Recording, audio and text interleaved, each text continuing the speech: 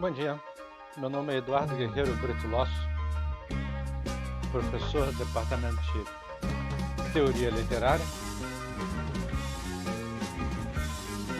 da Faculdade de Letras da FRJ.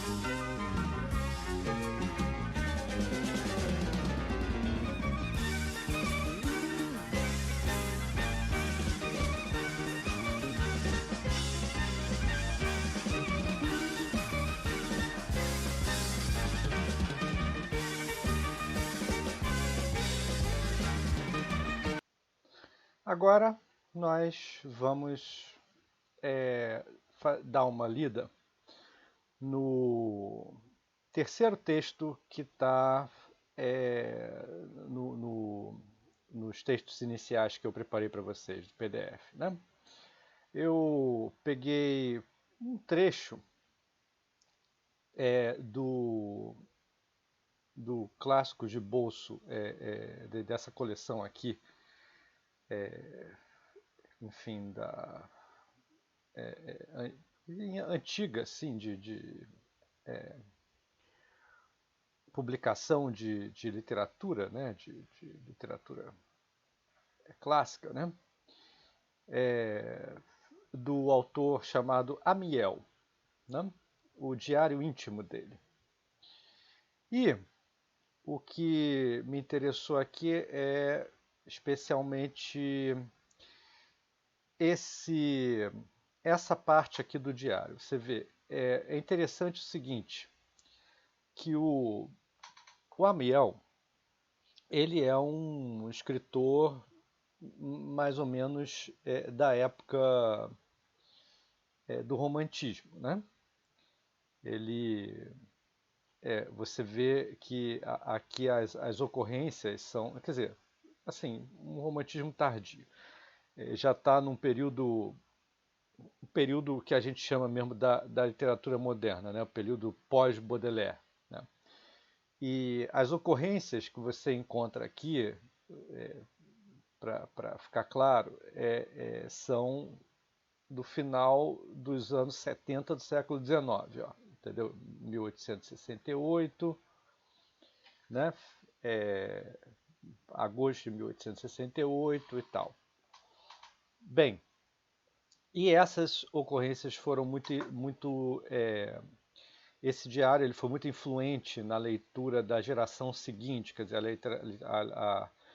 a leitura da geração dos anos 80, que é a geração do decadentismo, do simbolismo, e a gente vai falar mais sobre eles ao longo do curso. Mas o que me interessou aqui é que a gente estava numa discussão aqui nas nossas aulas a respeito da capacidade que a literatura tem de expressar sentimentos e a literatura ter se tornado uma espécie de a única instituição social onde era possível a expressão de sentimentos. E quando eu digo isso, não só sentimentos positivos, sentimentos para animar as outras pessoas. Eu estou pensando aqui na possibilidade de você expressar os seus sentimentos negativos mesmo, os seus sentimentos mais difíceis, né? Porque se a ideia é expressar sentimentos, então é para expressar qualquer coisa, especialmente as coisas que são mais reprimidas, né? É isso que interessa quando se trata de expressar sentimentos, né? E a literatura foi, assim, ao longo da história da humanidade, digamos, o único espaço cultural possível, né, para se expressar sentimentos verbalmente. Claro que as outras artes fizeram isso em outras instâncias, né, em outras formas de expressão, mas a literatura expressou verbalmente. Então, como a linguagem é o lugar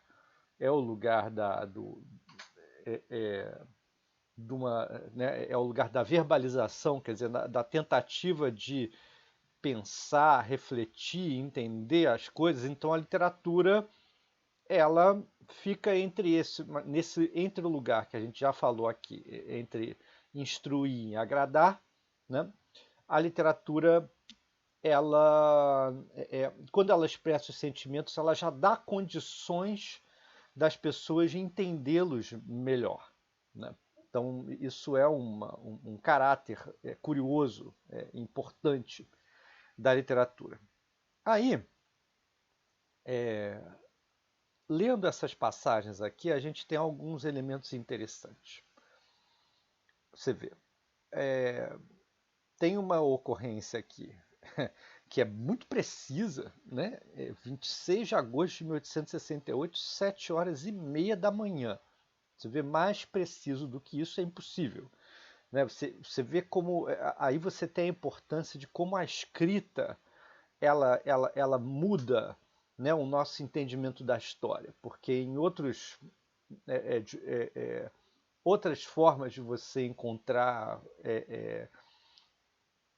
restos históricos, né, resquícios históricos passados, você nunca tem a precisão que você pode encontrar na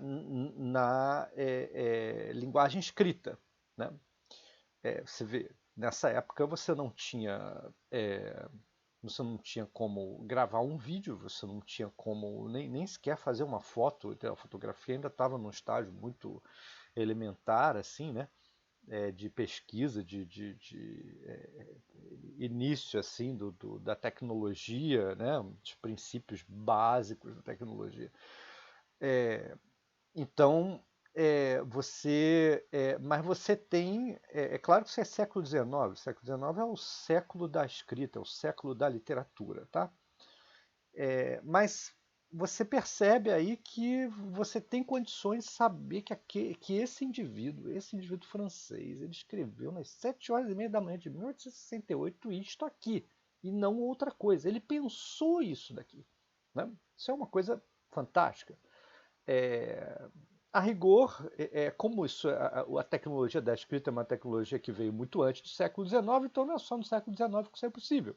Isso é possível em Roma, isso é possível na Grécia, né? Você pega lá, se você consegue decifrar o calendário deles direitinho, né? E eles colocam um determinado ponto do calendário, você vai conseguir saber exatamente o que um indivíduo há 1000 anos atrás, há 2000 anos atrás, pensou exatamente naquele momento, né? Então isso é um elemento fantástico da tecnologia da escrita. Mas não é bem isso que a gente vai falar aqui. Isso é só um fator da coisa. Então, ele escreveu o seguinte: belo tempo claro e fresco. O despertar é decididamente mais favorável à razão do que ao sentimento, ao trabalho que ao devaneio, e, consequentemente, mais à independência pessoal do que à submissão voluntária.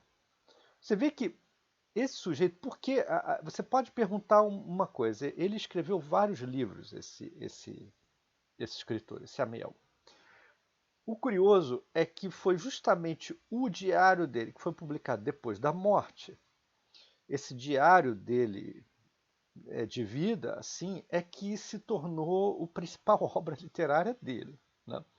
Aí você fica se perguntando, assim, a literatura tem muito isso, assim, os escritores eles podem ter a intenção de escrever um texto literário, um texto ficcional e que tenha características estéticas específicas e que tenha uma intenção de procurar ter um valor literário, o maior valor literário possível dentro desse universo literário.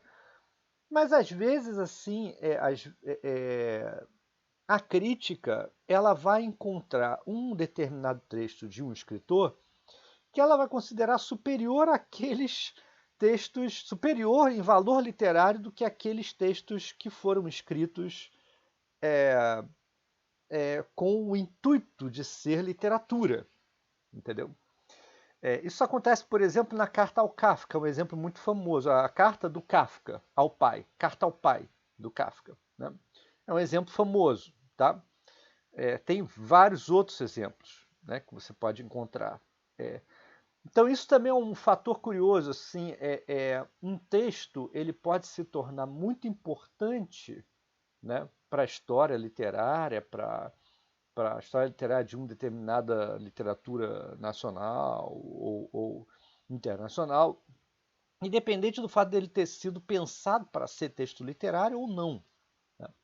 Esse texto ele não foi pensado para ser texto literário e nem texto filosófico ou qualquer coisa assim. Ele, a princípio, ele é, né, o que é o diário? O diário é sempre uma confissão pessoal, de si para consigo mesmo, né? Isso é que é o diário.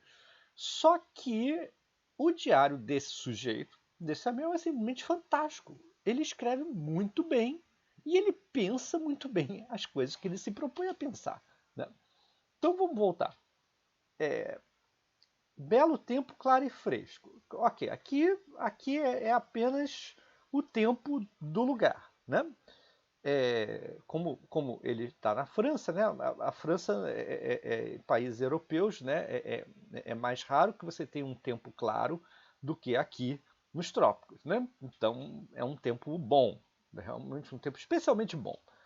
O despertar, e aí ele já entra com uma reflexão ele está filosofando já, entendeu? Sobre o despertar, né? Sobre ele acordou e ele já começa a pensar no despertar, né? Por isso, inclusive, que ele colocou esse horário aqui, né? Ele acordou bem cedo, vocês estão vendo, né? O despertar é decididamente mais favorável à razão que ao sentimento, ao trabalho que ao devaneio, né? Então você vê, ele já está pensando assim, é, em que sentido o despertar é mais favorável? Se ele é mais favorável para uma coisa ou para uma outra coisa, né? Você logo pode suspeitar aqui que ele provavelmente pode pensar que a noite ela é mais propensa ao sentimento do que à razão, ao devaneio do que ao trabalho, né? Você pode inverter aqui, inclusive, né? Mas o fato é que ele já está refletindo. Assim, ele acordou, ele está bem disposto, ele já está pensando. Ele, ao mesmo tempo em que ele está observando o que está acontecendo com ele mesmo, né? Nem eu estou bem disposto, ele já está refletindo sobre isso. Ele já está pensando, entendeu? Isso já inspira ele a definir, entendeu? O caráter do despertar, né? O despertar é decididamente mais favorável à razão do que ao sentimento, ao trabalho que ao devaneio. Consequentemente, mais à independência pessoal do que à submissão voluntária.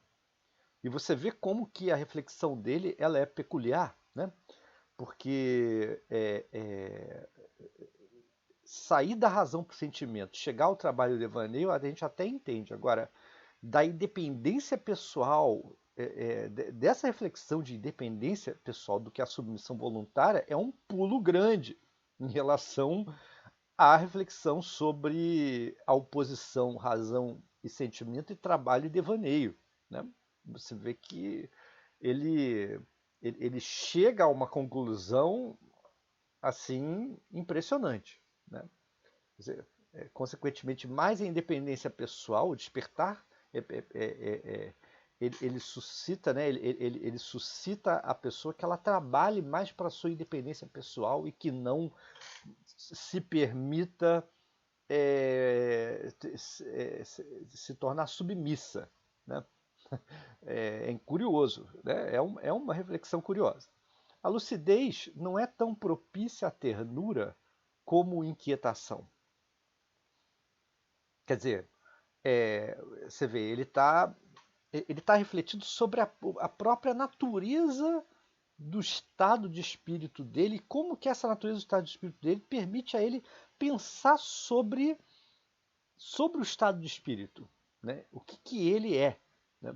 Lucidez não é tão propícia à ternura como inquietação, né? Como eu imagino que aqui seja como a inquietação, né? Então, a lucidez ela tem inquietação, não interessa ela ternura, isso é para o sentimento, entendeu? Enfim, isso não interessa. Quando se vê através da emoção, não se vê talvez perfeitamente justo. Bem, e aí você vê, ele parece um racionalista aqui, né? Eu até entro em contradição com o que eu falei antes. Se ele é um escritor, ele devia estar escrevendo sobre sentimento, não sobre razão e tal. Mas não confundam as coisas, né? É, ele ele tá observando ele mesmo o estado de espírito do momento de despertar que proporciona a ele uma maior lucidez, né? E aí ele está reproduzindo determinados filosofemas, determinadas formas de pensar do próprio racionalismo. Sim, isso ele está fazendo aqui, né? Aí você vê que ele escreveu isso aqui às 7h30 da manhã. Aí depois, às 9 horas, quer dizer, 1h30 depois, ele escreveu outra coisa. Ele já está com um dicionário na mão, Littré, dicionário, enciclopédia, uma coisa assim. Conduz-me ao Roman de la Rose. Roman de la Rose é um daqueles primeiros livros do início da história da literatura francesa, né? Quer dizer, é um livro do século XIII, né? A primeira parte foi escrita em 1230, né? E uma segunda parte foi escrita isso por um determinado autor, Guillaume de Lory, e a segunda parte foi escrita por um outro autor, o Jean de Meun, de 1275. Enfim, é um livro basicamente de literatura cortês, né? É, típico da época. E aí você vê, ele deve ter procurado uma, uma palavra no dicionário, a palavra tinha um exemplo, eu imagino isso, né, do Roman de la Rose, e aí ele pensou sobre esse exemplo, eu imagino que tenha sido mais ou menos isso, ou ele foi até o Roman de la Rose mesmo, ele tinha o livro e ele consultou lá, e a longa brejeirice alegórica do último canto me desagrada, né? E aí ele, ele está se referindo a uma passagem específica do livro, entendeu? E ele, que é alegórica, é dessa segunda parte, foi escrita em 1275, que tem realmente personagens alegóricos, que era muito comum na, no, no, na literatura medieval, né? Como razão, natureza, gênio, e discute sobre a questão do amor, né? Então, isso daí, nesse momento de que ele está vivendo, isso desagradou a ele. Ele leu e não gostou, entendeu? Então você vê que o diário dele é um diário de leitura também, né? De ideias, reflexões e de leitura. Ele está misturado no meio da leitura. Você vê que não está tão distante assim daquilo que o Murilo Mendes está fazendo em termos de narrativa memorialista, né? Enfim, da narrativa memorialista também vai se colocar as leituras que o autor fez, entendeu? Em um determinado momento histórico e tal. Aqui não, aqui é do momento que ele escreveu, que ele está escrevendo, né? Assim, a imaginação é sempre mais vulnerável que os sentidos. Aí você vê, já volta essa disposição filosofante do Amiel, né? Você vê que ele já está pensando sobre a imaginação e sobre o sonho, entendeu? Ele já está tecendo considerações, né? Assim, você vê, e é quase como uma conclusão, né? Ele leu o livro medieval e aí ele começa, entendeu? Aí ele entra nessa conclusão. Assim, a imaginação é sempre mais vulnerável que os sentidos e o sonho mais perigoso do que a realidade. Eis porque os seminaristas estão expostos a satiríase, né? A ser satirizados, né? E as freiras, a ninfomania.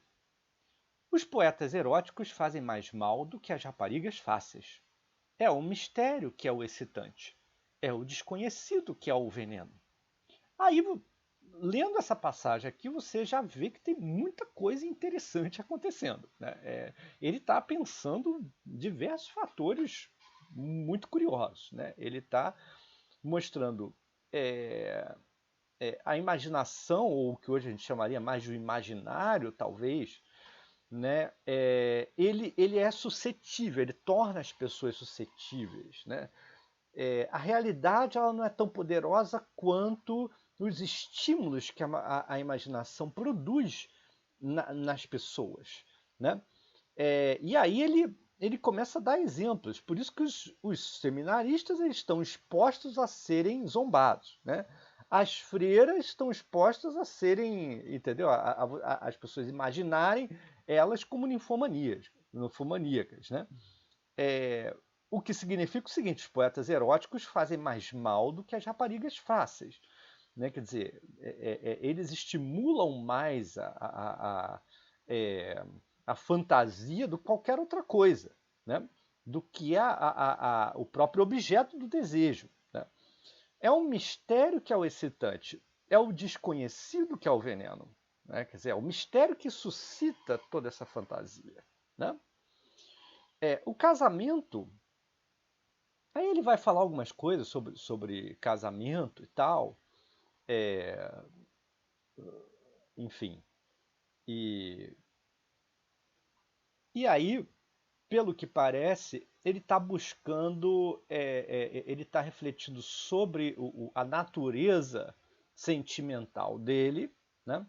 E está buscando uma espécie de uma paz, de uma serenidade espiritual acima dessas tempestades da paixão. Né? Então ele está colocando frases assim, frases assertivas, né? Mas na verdade ele está buscando, ele tá se refletindo o que ele mesmo está sentindo e como ele deve agir, né? Que isso é típico da reflexão diarística, é isso, né? É uma reflexão sobre o agir. Né?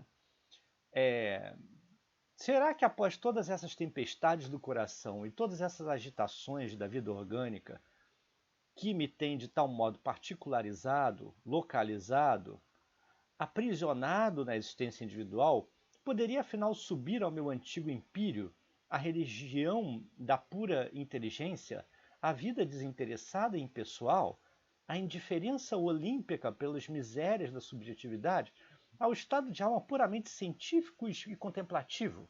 Quer dizer, ele está almejando aqui não entrar no mundo das paixões, assim, ter uma espécie de um estado sereno, né? Ou contemplativo ou científico. É interessante que as duas coisas elas são muito diferentes uma das outras, mas o que elas têm em comum é justamente essa contemplação desinteressada, a ideia de um observador desinteressado. Então ele está buscando se colocar nesse estado para não sofrer. Né? Isso que ele está, é isso que está, que ele está aprimorando aqui. Né? É uma espécie de aprimoramento de si mesmo, né? Que ele está buscando. Será que poderei, afinal, esquecer todas as necessidades que me prendem à Terra e à humanidade? Será que poderei tornar-me um puro espírito? É engraçado porque, assim, isso daqui é uma espécie de um ideal que hoje em dia quase que não existe. Assim, ninguém mais quer se tornar puro espírito hoje em dia. Mas isso acontecia no século XIX. Assim, as pessoas do século XIX eram pessoas de ideais. Né? Ai, não posso crê-lo sequer um só instante. Aí ele vê logo que isso é impossível. Entendeu? Assim, será que eu poderia conseguir isso? Não, claro que não. Né? Não vejo diante de mim as enfermidades próximas. Desculpa, vejo diante de mim as enfermidades próximas. Quer dizer, pessoas doentes próximas a mim, né? Sinto que não posso dispensar afeições. Sei que não tenho ambição e que as minhas faculdades estão em declínio. Lembro-me que tenho 46 anos, aí que é uma reflexão sobre o seu estágio de vida, né? Reflexão sobre o homem nos 40, né? Lembro que tenho 46 anos, que meus dentes e meus cabelos me abandonam, que minha vista e minha memória estão enfraquecidas e que todo o cortejo das minhas esperanças juvenis se dissipou. Bem, naquela época se pensava que um homem de 40 anos já era mais ou menos velho. Hoje em dia não é bem assim, né? A expectativa de vida daquela época era bem menor, assim, você vivia mais ou menos até os 50, 60 anos. Né? Hoje em dia a expectativa é um pouco maior. Né? E que todo o cortejo das minhas esperanças juvenis se dissipou. Aí você vê que aí realmente é assim, é o desencantamento da juventude. Né? Isso é um mote comum assim nesse tipo de reflexão né, da pessoa madura. Né? Portanto, não posso enganar-me sobre a sorte que me espera. O isolamento crescente, a mortificação interior, quer dizer, já tá pensando mesmo na velhice, assim, já está vendo que a velhice está chegando. Né? Os longos arrependimentos, a inconsolável e inconfessável tristeza, uma velhice lúgubre, uma lenta agonia, a morte no deserto. Aí você vê assim, que se isso daqui fosse um mero diário, ele não escreveria tão bem assim. Né? Isso aqui é um diário especial. Né? Você vê como ele descreve muito bem, assim, de uma maneira muito sintética, o que é os piores características da velhice, né, que existem. Tá? Vou ler de novo. Portanto, não posso enganar-me sobre a sorte que me espera. Você vê que, né, ele tem que ser firme, né, em encarar uma realidade dura. Né? O isolamento crescente, a mortificação interior, aí tem uma enumeração de coisas. Né? O isolamento crescente, a mortificação interior, os longos arrependimentos. Arrependimentos do que você fez ou do que você não fez. Né? A inconsolável, inconfessável tristeza. Né? Que é interessante aqui, porque essa tristeza aqui, ela tem dois adjetivos fortes. Né? Inclusive, pelo menos na tradução, né? É uma paradomásia quase. Né? É muito semelhante, começa igual. Né? Né? Inconsolável, inconfessável tristeza. Essa tristeza é inconsolável, né? Inconfessável, porque ela é tão ruim que você não consegue nem confessar que ela existe. Né? Admitir para você mesmo que ela está lá. Né? Uma velhice lúgubre, uma velhice, né, triste, enfim, abismal. Né? Uma lenta agonia. Né? Você vê, lenta agonia, tem um fator temporal aqui. Né? A morte no deserto. Aí vem uma imagem. Aí vem uma imagem de tudo isso. A morte no deserto. Quer dizer, você vê, ele não é pouco bom escritor. Ele é um bom. Isso daqui não é qualquer, né? Não é qualquer escritor que consegue escrever dessa maneira. Né? Aí ele tem uns versos aqui que o tradutor resolveu não traduzir, porque está em versos, né? Mas os versos são dele mesmo. Né? Vamos, e que significa mais ou menos o seguinte: o que se sonhou toda a sua vida raramente se pode realizar. Luta inútil, é preciso morrer. E que você vê, isso aqui ele tá rimando aqui a cumprir com morrer, né? Então é verso mesmo. Tem uma disposição que ele está ensaiando aqui um poema. Tá? Você vê que ele está falando sobre isso aqui, aí ele já está começando a entrar num estado em que ele está se inspirando para escrever um poema que vai escrever sobre toda essa dimensão trágica, né, da velhice, assim, da proximidade da velhice. Né? E aí tem a passagem que eu achei a mais importante, assim, que eu achei mais interessante para a gente pensar. Aí ele fala, formidável impasse. Aí ele vai apresentar um impasse aqui, que eu achei muito peculiar, muito bem pensado. Né? Formidável impasse. O que ainda me é possível, encontra-me enfaixado. Você vê, ele começou falando que ele visitou lá um texto literário medieval que fala sobre o amor cortês, né? Quer dizer, fala sobre a relação de cortesia. Aí ele começa a dizer que ele não está interessado em ficar pensando em paixões, em amor e tal. Quer dizer, ele não gostou do que ele leu e aí ele quer manter distância dessa coisa né, de literatura sentimental, literatura que entra no âmbito né, dos sentimentos dos altos e baixos, né, da paixão, das paixões e tal.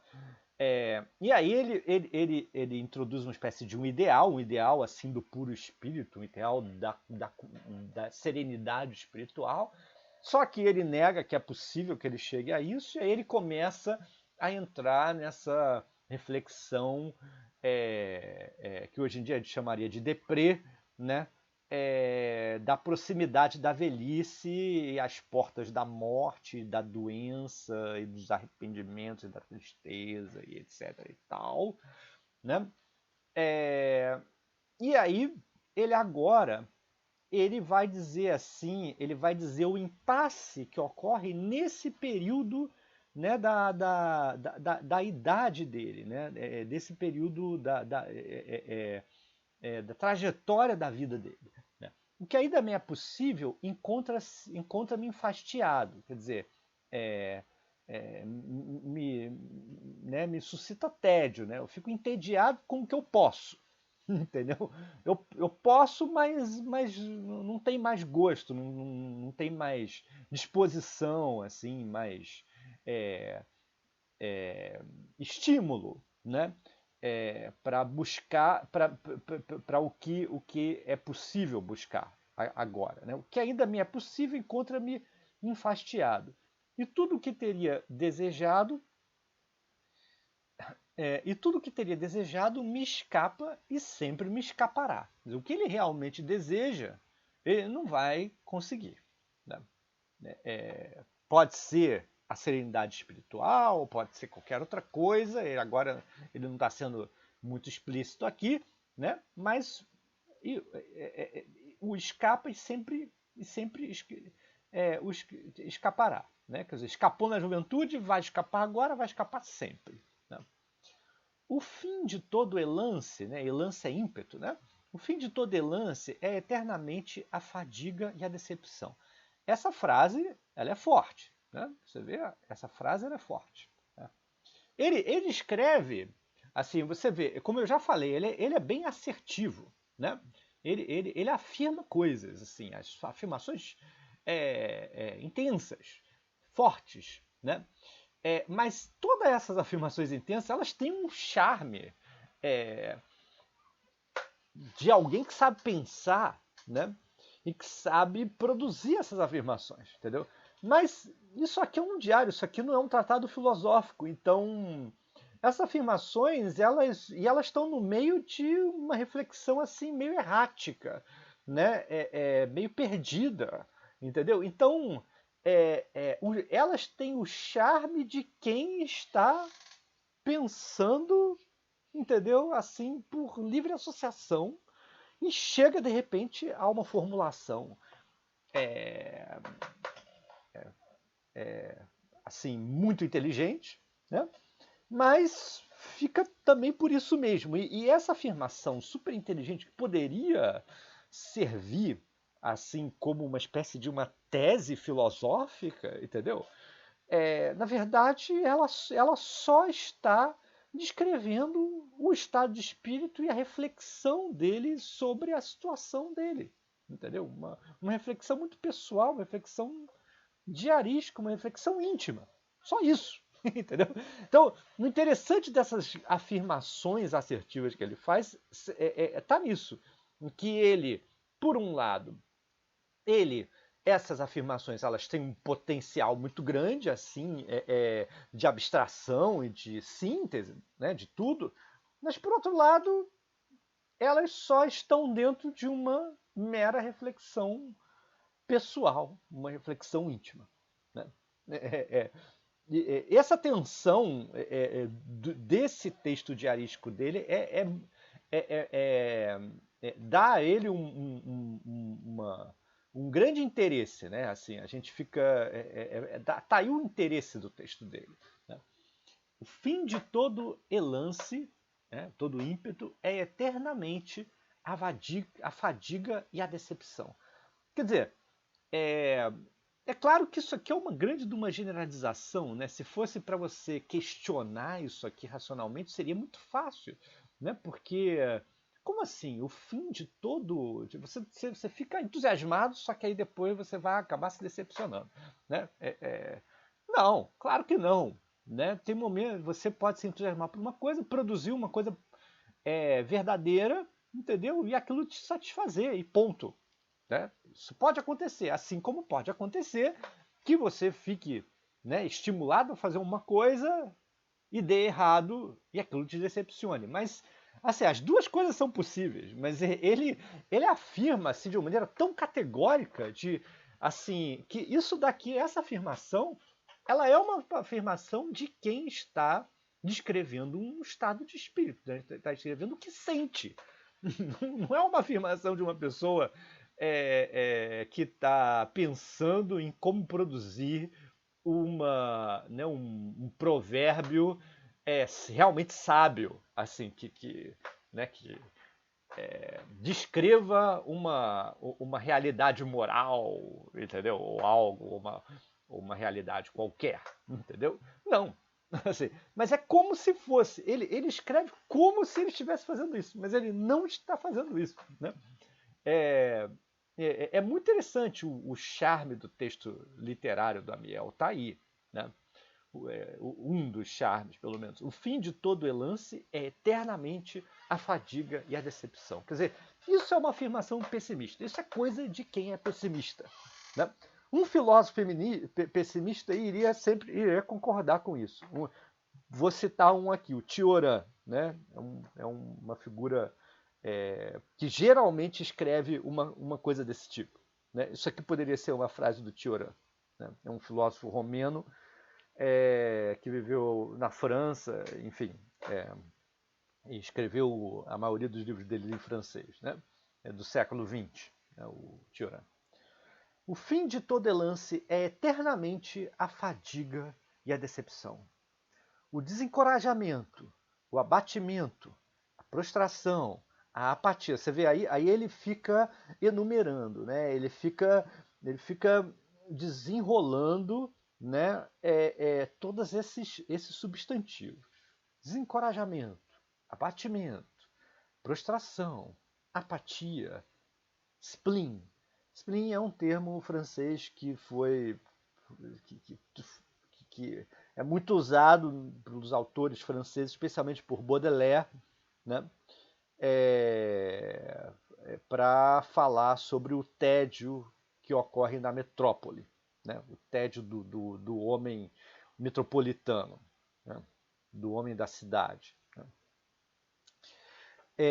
Eis a série que é preciso recomeçar sem tréguas quando se rola para ainda o rochedo de Sísifo. O Sísifo é um personagem do mito grego, né, que carregava sempre uma pedra até o topo da montanha, depois ele colocava a pedra caía, ele voltava e pegava de novo a pedra e carregava de novo. Então ele é uma espécie de esforço sem fim que não leva a absolutamente nada. Né? Então ele tá empregando muito bem o mito aqui. Né? Eis a série que é preciso recomeçar sem tréguas, quando se rola ainda o rochedo de Sísifo. Não parece mais rápido e mais simples mergulhar primeiro a cabeça no abismo? Aí entra a questão do suicídio, aí entra a questão. Né? Você vê, ele tá tão desesperado aqui, chega ao momento de tanto desespero, que ele aí começa nessa reflexão sobre o suicídio. Não parece mais rápido e mais simples mergulhar primeiro a cabeça no abismo? Quer dizer, viver é muito complicado, né? Fácil seria acabar logo de uma vez, né? Com a vida. Morrer, dormir, talvez sonhar. Quer dizer, aqui não é só suicídio, também é a coisa assim de uma. Aquilo que na psicanálise a gente chama pulsão de morte.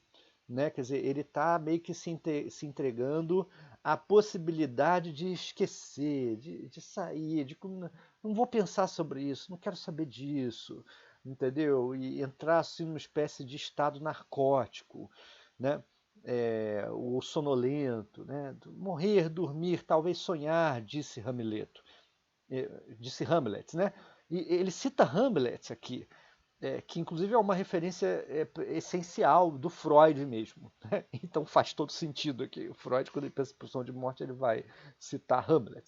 Né? Só que ele está pensando isso aqui antes de Freud. Né? Freud escreveu no final do século XIX, início do século XX, até os anos 40. Né? Ele está escrevendo isso daqui em 1868. Né? Então é bem interessante. O suicídio não resolve nada se a alma é imortal. Aí ele vem com uma frase dessa, que é outra frase fantástica dessas, entendeu? Que aparecem do nada. Né? O suicídio não resolve nada se a alma é imortal. Da onde que ele tirou isso, né? É uma frase assim, meio impressionante. Assim. Ele está nesse estado que ele começa a pensar, não era melhor a gente acabar logo com isso tudo? Morrer, dormir, talvez sonhar, cita Hamlet. Não, simplesmente sonhar, esquecer. Só que aí, quando ele está nesse lugar, numa espécie de ou suicídio, ou né, se narcotizar e tal, aí ele entra com essa questão, entendeu? Quer dizer, se a alma é imortal, se suicidar não vai adiantar de nada. Né? É uma afirmação muito curiosa, porque é uma afirmação, assim, a princípio seria uma afirmação de uma espécie de um crente. Né? Mas para uma pessoa que não é crente também vale, entendeu? É, é, porque de qualquer maneira vale como se assim pequenas mortes você se martirizar, você se mortificar, entendeu? Não vai resolver os seus problemas também, né? A gente pode traduzir dessa maneira. Não, não pode haver mais do que uma solução. Entrar na ordem, aceitar, submeter-se, resignar-se. Aí ele começa a entrar numa assim numa dimensão aqui de um plano de ação, entendeu? Assim, não. Então assim agora eu tenho que fazer isso, entendeu? Assim, depois que ele entrou num estágio de lamento, ele estava num momento de lamento, né, e de desespero e tal, né, de lamúria, né? Aí ele entra num outro momento, né? Num outro estágio aqui da reflexão íntima, né? Que é o que fazer? Não, o que realmente se deve fazer, né? Não, não. E aí você vê que tem uma espécie de uma repetição literária aqui, né? Que reproduz aquilo mesmo que ele está pensando, né? Mas ele faz isso literariamente. Ele tem um recurso literário né? de repetição da negativa, né? Não, não pode haver mais do que uma solução. Aí você vê, aí ele entra com essa coisa de uma solução. Ele estava num momento assim, estava completamente perdido, errático, não tinha absolutamente solução nenhuma. Você vê, esse tipo aqui de afirmação, o fim de toda herança é eternamente a fadiga e decepção, aqui não tem solução nenhuma. Né? Isso aqui acaba com toda solução. E aí não demora muito, e aí ele já vai falar em solução. Né? Não pode haver mais do que uma solução.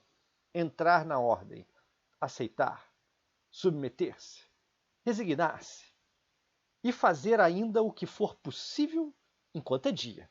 Né? Aí você vê que ele já entra naquele estágio que ele estava naquele momento lá do despertar. Né? Aí ele se sente estimulado de novo. Né?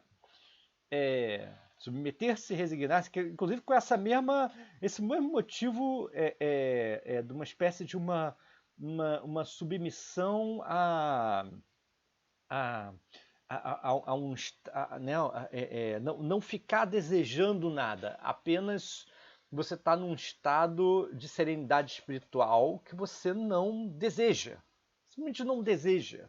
Né? O budismo, por exemplo, ele tem esse tipo de treino mental, né? Esse tipo de treino assim afetivo, né? Assim, você meio que quer dizer, diferentes escolas, assim, o estoicismo também e tal, esse tipo de, né, no estoicismo isso seria a apatheia, né, né,